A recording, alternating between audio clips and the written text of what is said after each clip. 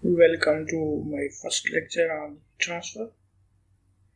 Here we will mainly deal with the basic concepts which are necessary to understand the subject of heat transfer.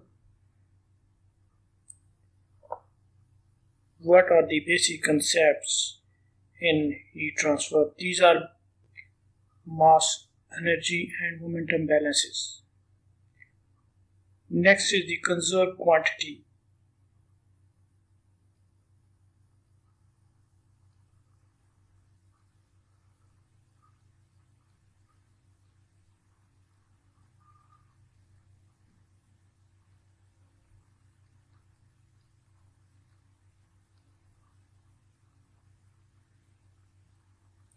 Anything which can be transferred from one state to the other state, and during transfer the total amount of physical quantity remains constant.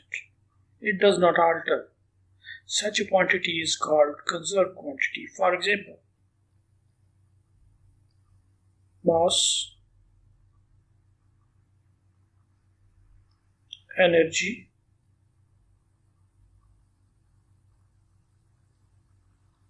and momentum.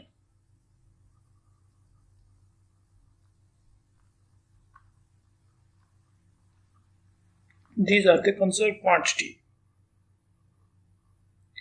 And for each conserved quantity, an inventory rate equation can be written. Inventory rate equation.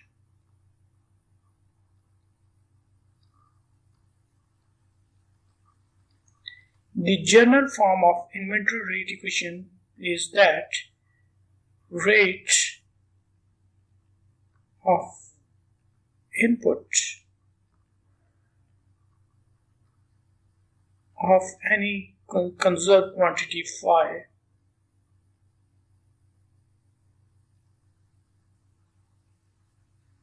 minus rate of output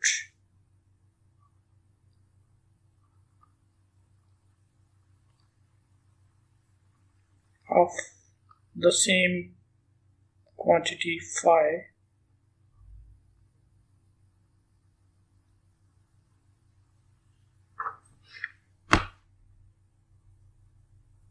plus rate of generation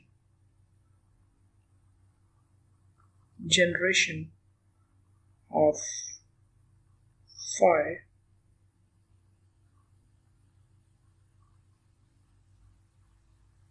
equals to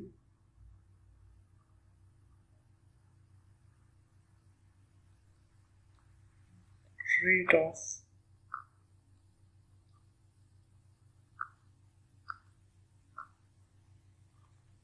accumulation. This is the general form of inventory rate equations where phi can be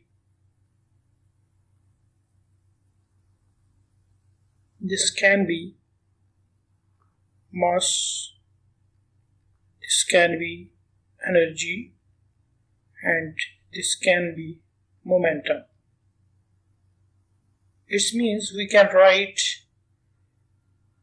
rate equation for mass, energy and momentum, but in the subject of heat transfer we need only write energy balance. Next term is the microscopic level.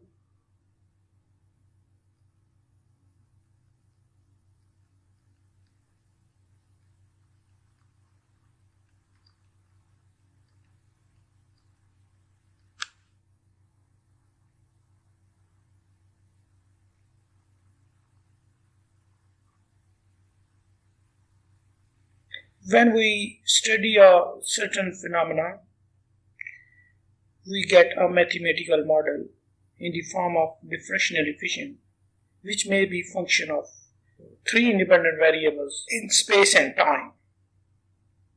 Such a differential equation is result of theory and is called a equation of change. When we obtain such an equation after experiment, which is basically response of a material to a spatial gradient, such an equation is called constitutive equations. So microscopic level, we can explain this concept by drawing a table level.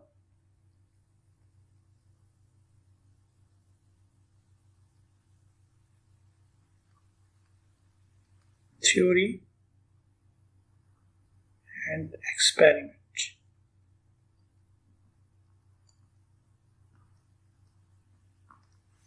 We have microscopic level,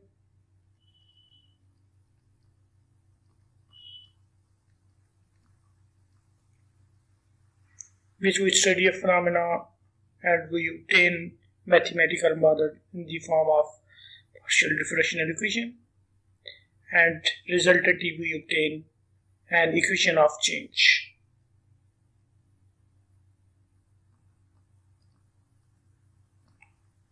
Equation of change.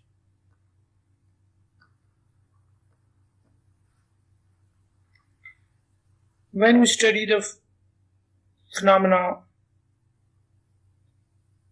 through experiment and we obtained certain equations which represent a response of the material to a spatial gradient, means gradient in this space or gradient in one-dimensional, two-dimensional, or three-dimensional. Such a response of a material represented in the form of equation called constitutive equations.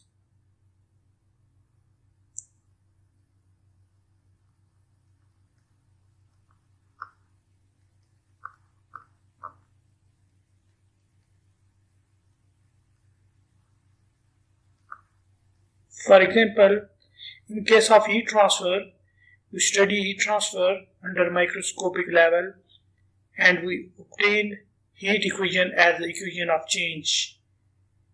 And for experiment, we have Fourier's law. For macroscopic level, for study at macroscopic level,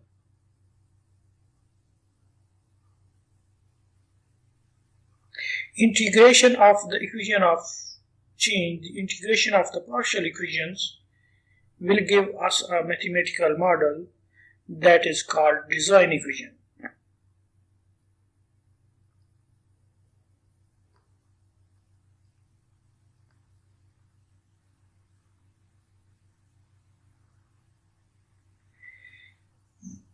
When study microscopic level, we combine equation of change with the constitutive equations and we obtain solution of the problem. In some of the cases, it is possible to have a number of independent variables equals to the number of equations, number of unknown variables equals to the number of equations. In such cases, solution become possible.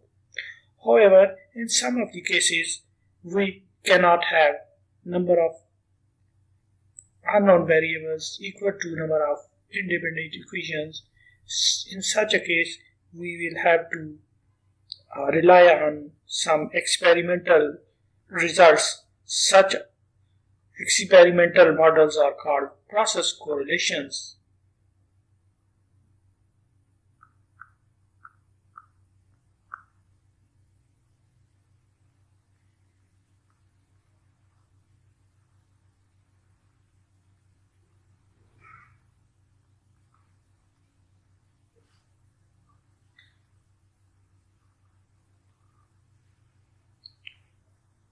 So, when number of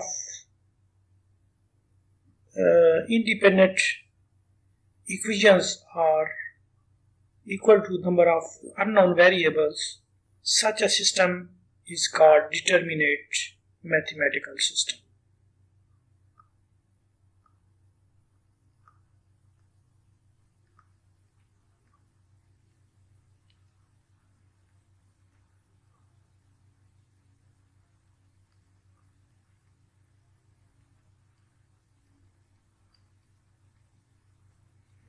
or in many cases, the number of independent equations are not equal to number of unknown variables. Such case is termed as indeterminate case, and the system is called indeterminate mathematical system.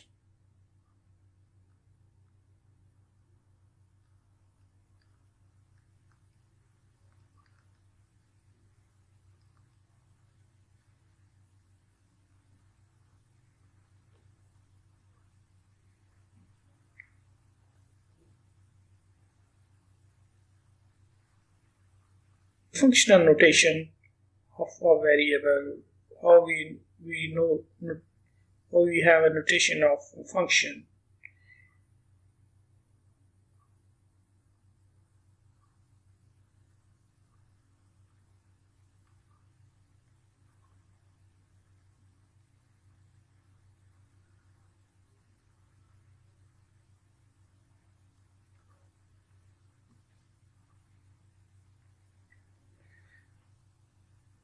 We write a function phi. This is a variable. We write a variable phi, which is dependent variable, as function of three space variables x, y, z, and time. In this way, we give notation of a function phi. It means phi, which is the dependent variable, is a function of four independent variables, three space variables x, y, and z, and one time variable. So time and space variables are independent variables, whereas phi is dependent variables. In this way, we give notation to a function. Then is the steady state.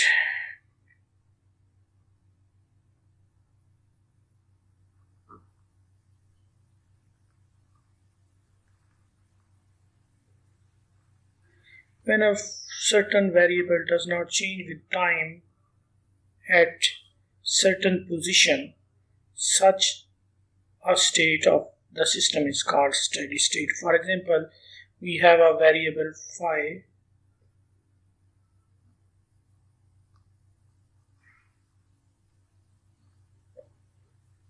at some fixed position x, y, and z. If this phi does not change with respect to time at x, y, and z, it means it will be equal to 0. Then a system is called steady state. Here it is important to write the partial derivative of phi with respect to time. If you write ordinary derivative, that is d phi over dt equal to 0, this will means that phi is fixed. This is constant. Phi is not variable. This is constant. Here phi is a variable. When we write partial derivative of phi with respect to time equals to 0, which means phi is a function, dependent function, which changes with respect to more than one variable. If we write phi ordinary derivative of phi, then it will means that phi is a constant value. Phi is not a variable. So it is important to make a difference between partial derivative and ordinary derivative. Then we have a uniform definition of uniform system. First, let's write mathematical definition, then we explain it. Partial phi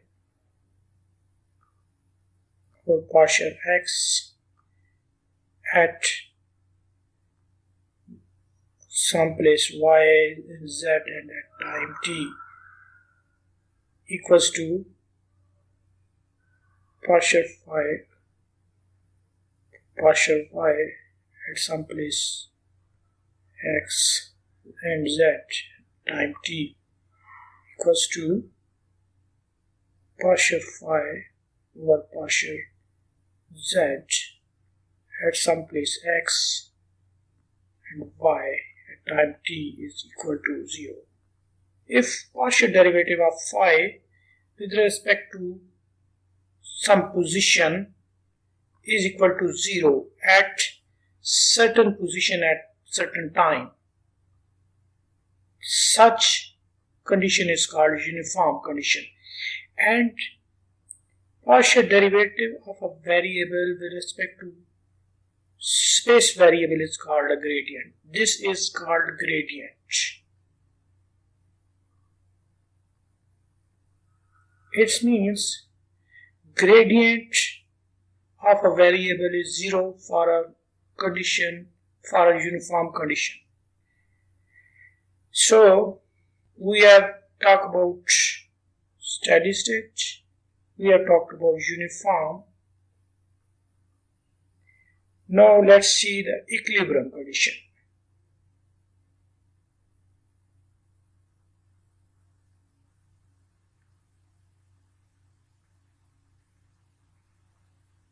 If a system is at steady state and uniform, such a condition is called equilibrium condition.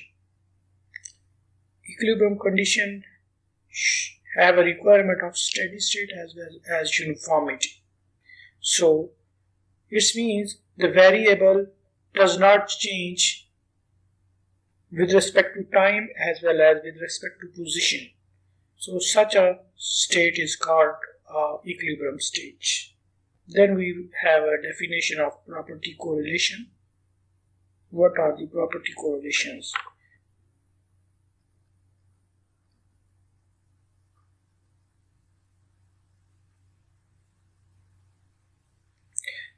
Property correlation is basically a mathematical equation that represents the response of a material at equilibrium condition. For example, we have an ideal gas law.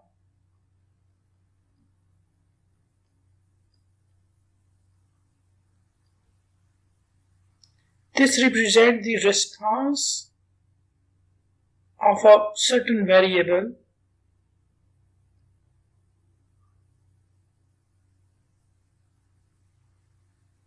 when other variable is changed.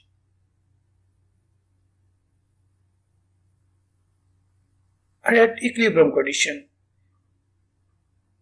property correlations are very important for solution of the equations under solution of the system under equilibrium condition. Once we know the response of a material under equilibrium condition, then we can compare it with the actual condition, which is not the equilibrium condition. So property correlations are very important, and most of the simulation softwares have property correlations, and we have to choose the property correlation before proceeding to the simulation. Then is the definition of flux.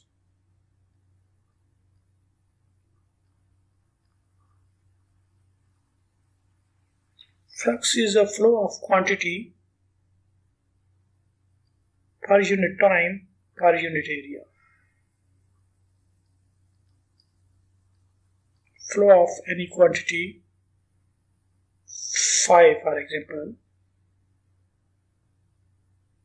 per unit time per unit area.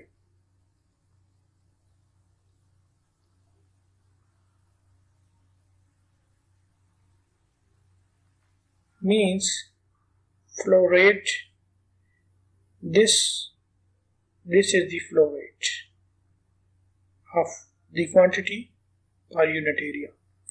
So the unit of flux, if we have energy flux, for example, energy flux, and we will have a unit of energy flux equals to energy per unit time, which is joule per second per unit area per meter square. It means unit of energy flux is watt per meter square. Joule per second per meter square. Joule per second is equal to watt. So energy flux is measured in watt per meter square.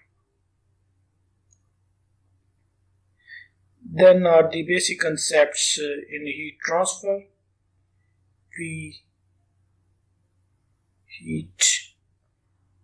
We have to define heat. Heat is a quantity that exists only at the boundary of the system. It does not exist inside the body of the system. So that's why it is defined as the energy in transit. And what is the heat transfer?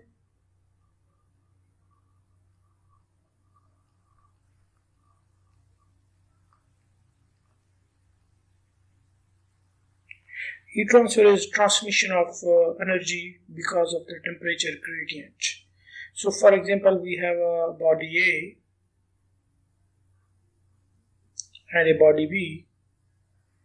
In contact with it, body A is, for example, at 100 degrees C and body B is at 20 degrees C. So this is the temperature difference. That's why heat will flow from higher temperature to the lower temperature. Heat transfer has some purpose. First of all,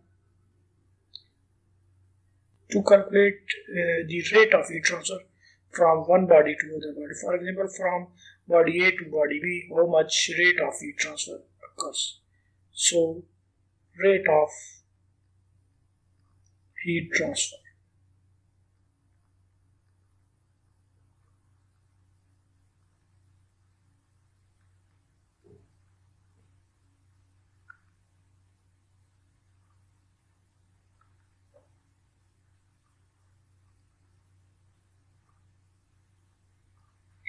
Another purpose of heat transfer is to determine the temperature field under steady state as well as under unsteady state condition.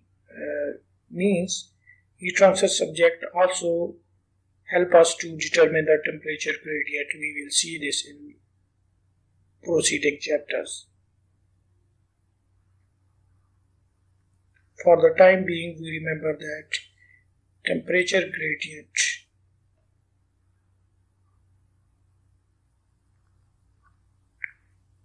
can be measured by studying subject of heat transfer. So what are the applications of heat transfer?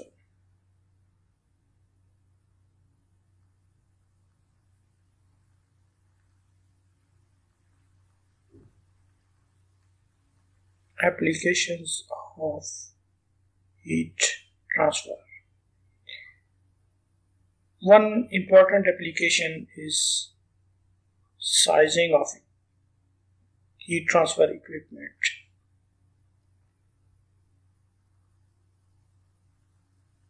Heat transferring equipments.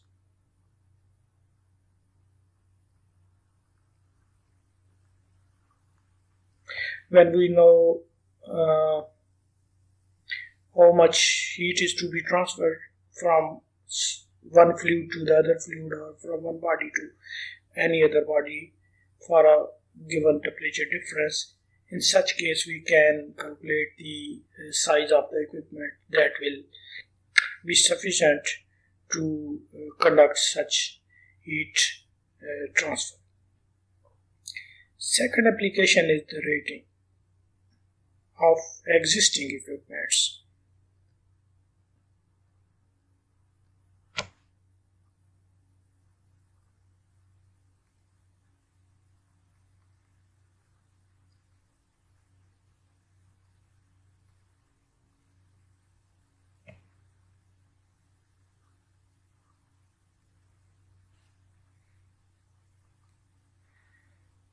In this case, we calculate the amount of heat for a specified temperature difference and the specified geometry which equipment can transfer. Or we calculate the temperature difference which can be created by the specified amount of heat and the given geometry of the equipment.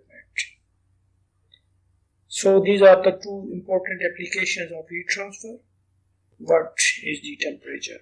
Temperature distinguishes between hot and cold body. It does not exist for a single molecule. Rather, it is for bulk of the gases, bulk of the molecules, bulk of the liquid, and bulk of the solids. Therefore, temperature of a body is proportional to average kinetic energy of the molecules. A single molecule have kinetic energy, but it does not have a temperature. When all the molecules of a system are gathered, then the average kinetic energy of all the molecules of the system will give us a temperature. Then is the difference between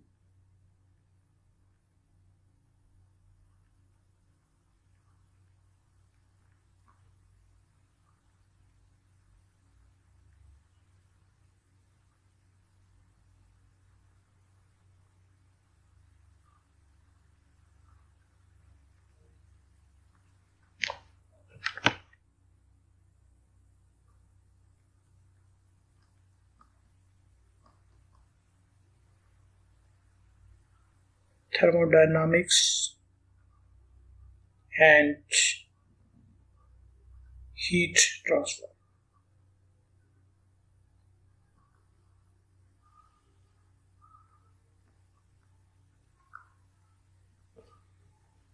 In thermodynamics, we study all the processes which essentially proceed from one equilibrium stage to the other equilibrium stage.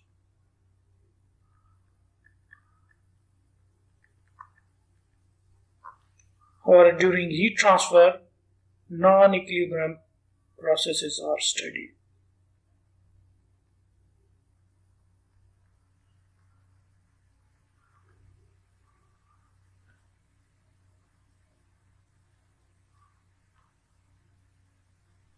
For example,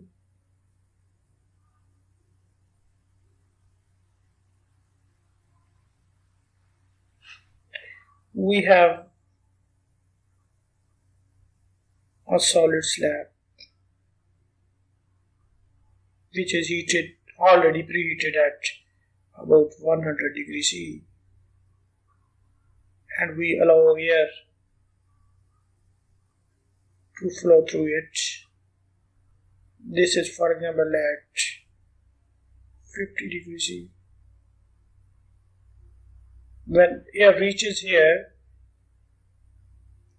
if the process of heat transfer from solid slab to air occurs in very small infinite steps.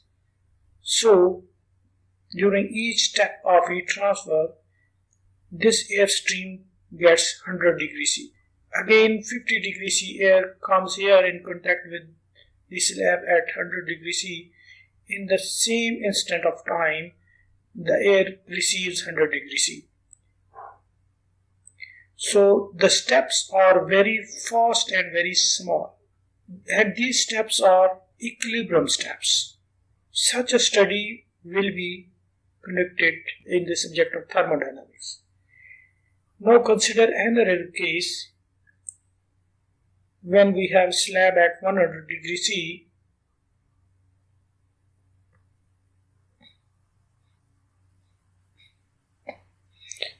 and air here present get heated up with this slab very slowly, and after a certain time it will be at a temperature less than 100 degrees C. For example, it will be at 70 degrees C. After a certain time it will be at a 70 degrees C.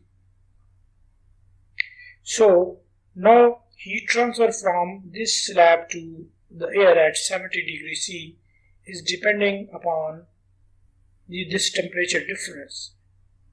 100 minus 70 degrees C. And when we study this phenomena, heat transfer rate proportional to this temperature difference, such a subject will be studied under heat transfer. This is non-equilibrium because still there is a temperature difference existing between cold air and hot solid slab. Here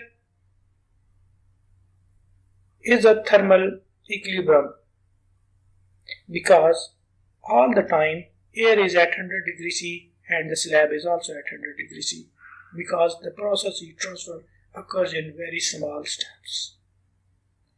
So thermodynamics deals with equilibrium conditions and heat transfer deals with non-equilibrium condition. Thermodynamics does not involve temperature differences or temperature gradient here. Temperature distribution is not subject of thermodynamics, but in heat transfer we will calculate the temperature distribution.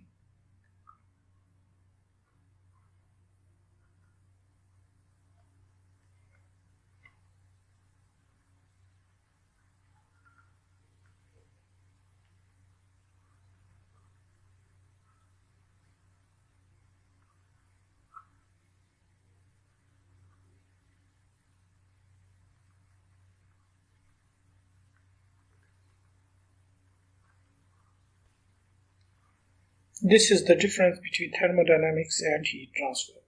Next is the definition of energy.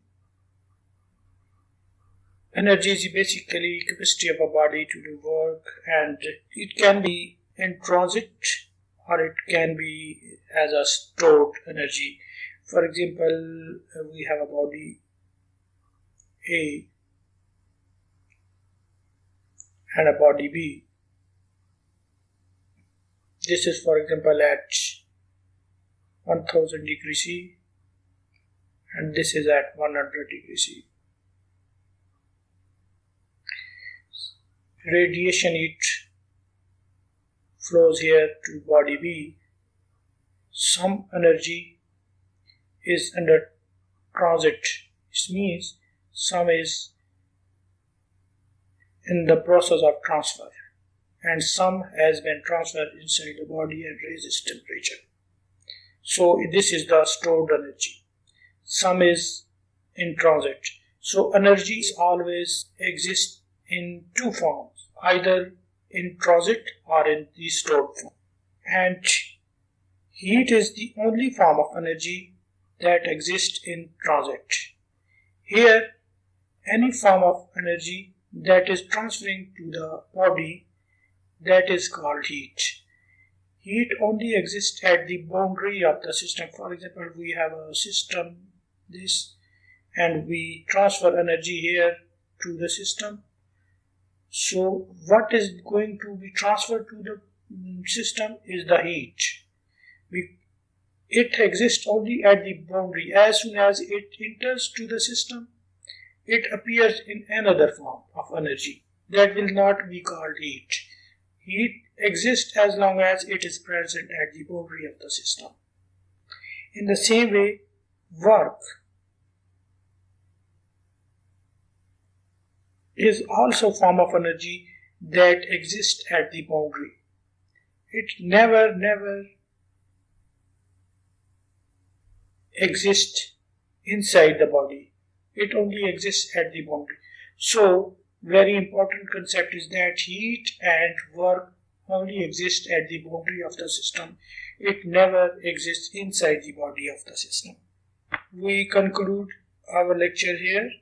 In the next lecture, we will see about different forms of energy, different forms of store energy, mechanical energy, microscopic energy, internal energy, enthalpy, and thermal energy. We will also discuss first law and second law of thermodynamics, which are the basic for the subject of heat transfer.